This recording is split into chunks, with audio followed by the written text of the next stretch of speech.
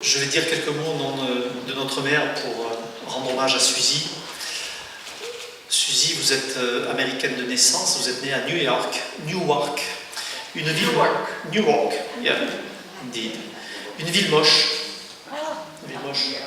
La plus moche. La plus moche. Mais néanmoins, c'est la ville où sont quand même nés Philippe Roth et Paul Auster. Et Stephen Paul Crane. Auster. Qui? Stephen Crane, que tous les lycéens doivent lire. Bien.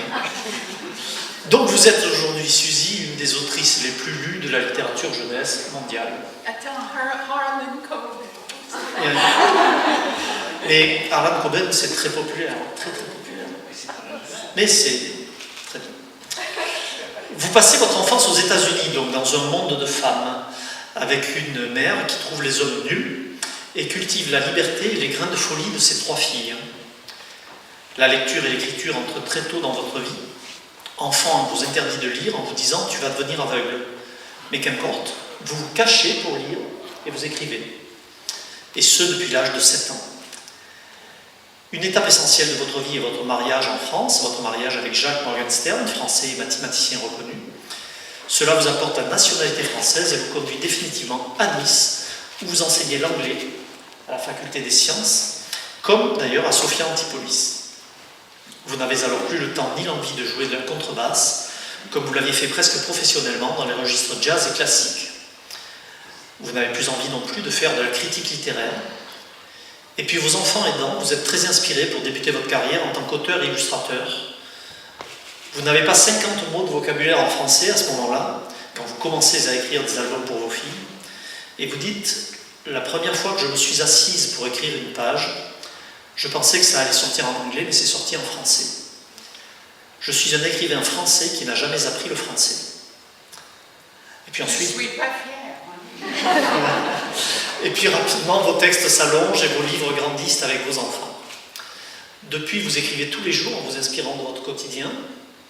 Vous ne rédigez pas de plan, mais vous vous lancez dès que vous avez une idée de première phrase en fait. L'écriture est votre oxygène.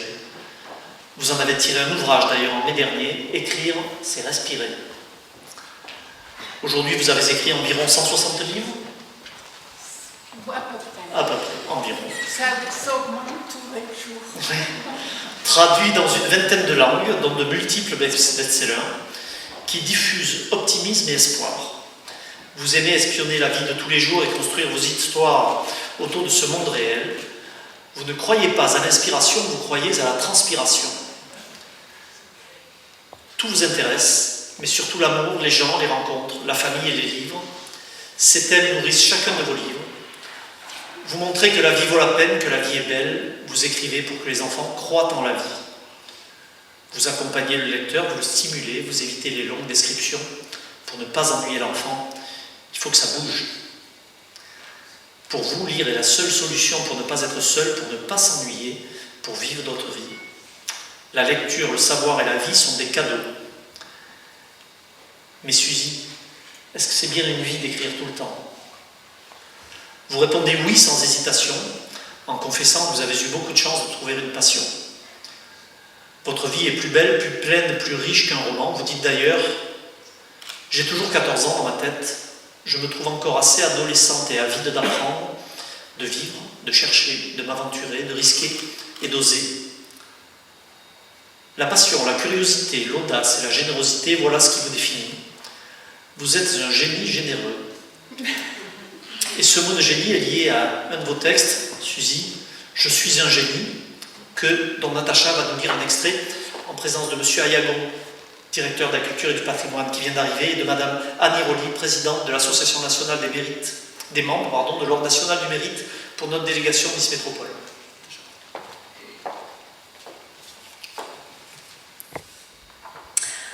Aujourd'hui, dit Jeanne d'Arc, je commande l'armée.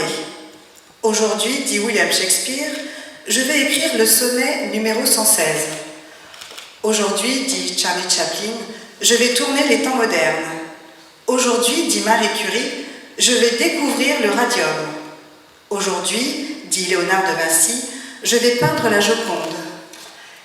Et aujourd'hui, dit Suzy, moi je vais faire les courses chez Monoprix.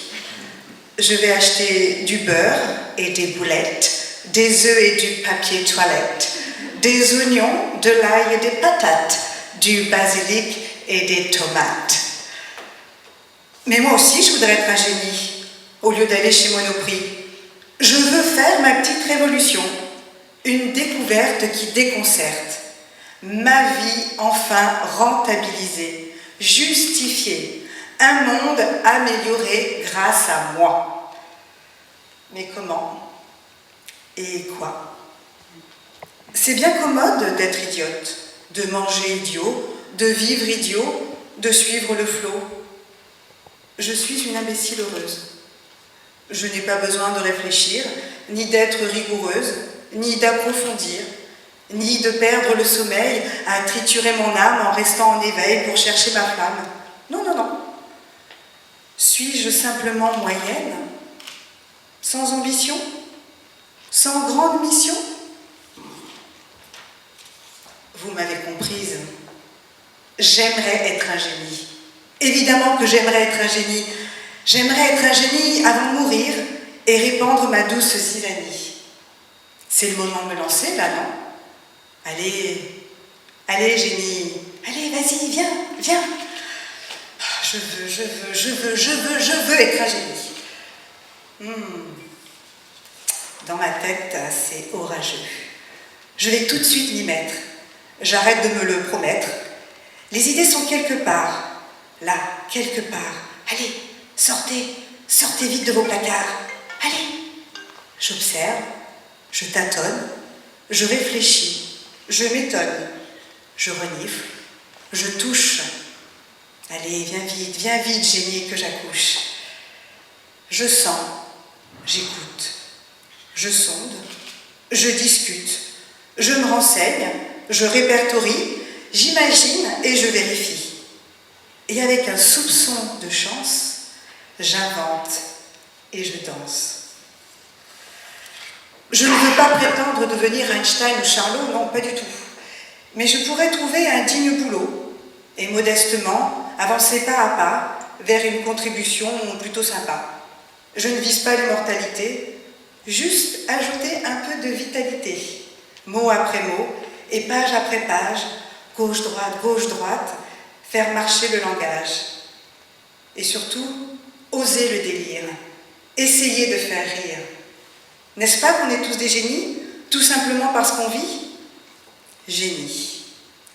Génie car on survit avec des hauts et des bas, héros quotidiens de chacun de nos combats, déterminés et intrépides, aussi intelligents que stupides, lâches et courageux, timides et orageux, méchanceté et gentillesse, bonheur et tristesse. Chacun à sa petite façon offre une grande leçon. Moi aussi, et vous aussi, on est tous des génies. Génies. Let's be happy as can be.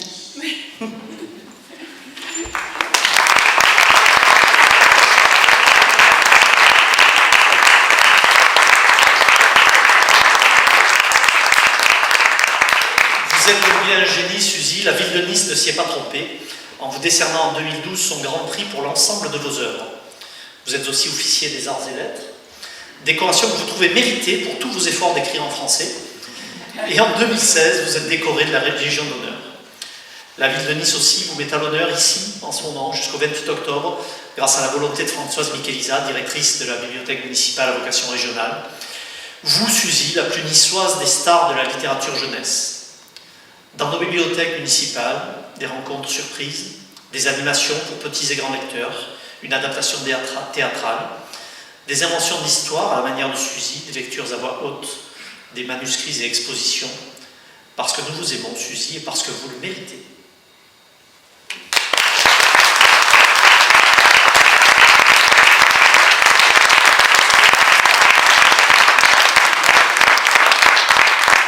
Monsieur Roger Guillaume.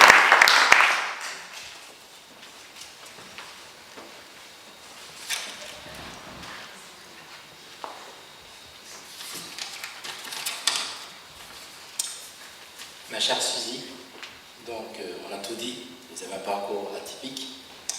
Donc juste de lire, une vie trépidante et passionnante Pour une femme engagée et volontaire, vous gardez votre soif de l'aventure qui vous caractérise tant.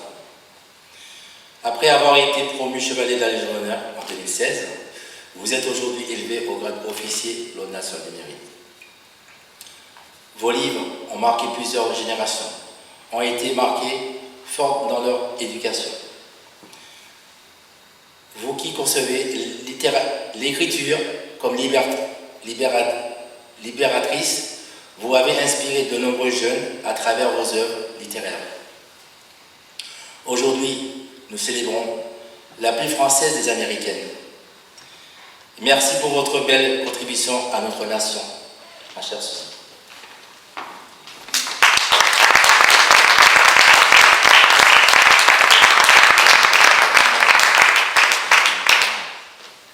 Ma chère Suzy, au nom du président de la République et en vertu des pouvoirs qui nous sont conférés, nous vous faisons officier de l'Ordre national du mérite.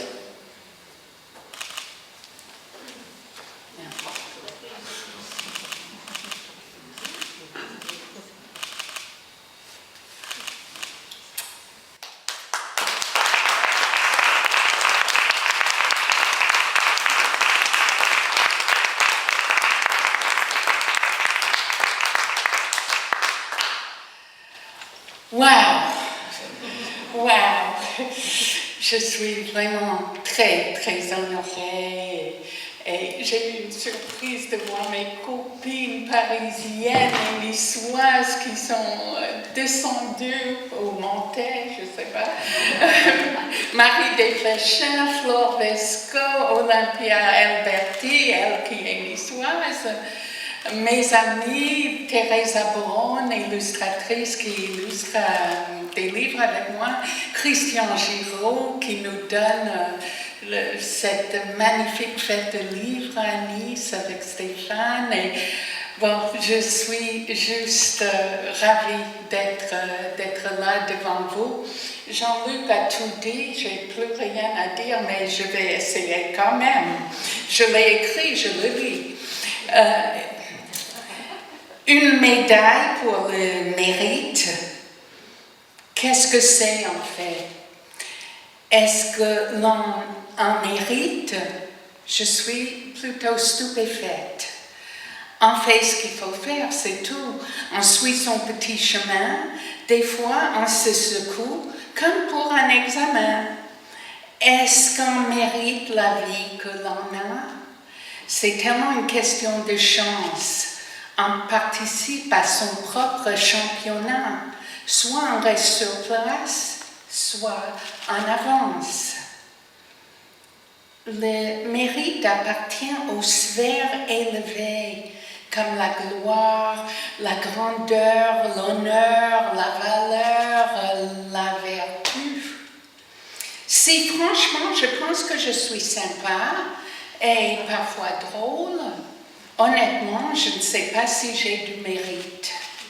J'écris et je vis dans les sphères du quotidien, du banal, de l'ordinaire, du terre à terre. Les mérites, est-ce qu'un droit ou simplement une chance? J'ai beaucoup de chance. J'ai la chance d'être née en 1945, après la guerre, ce qui fait que je tente tous les jours de justifier mon existence et ma survie.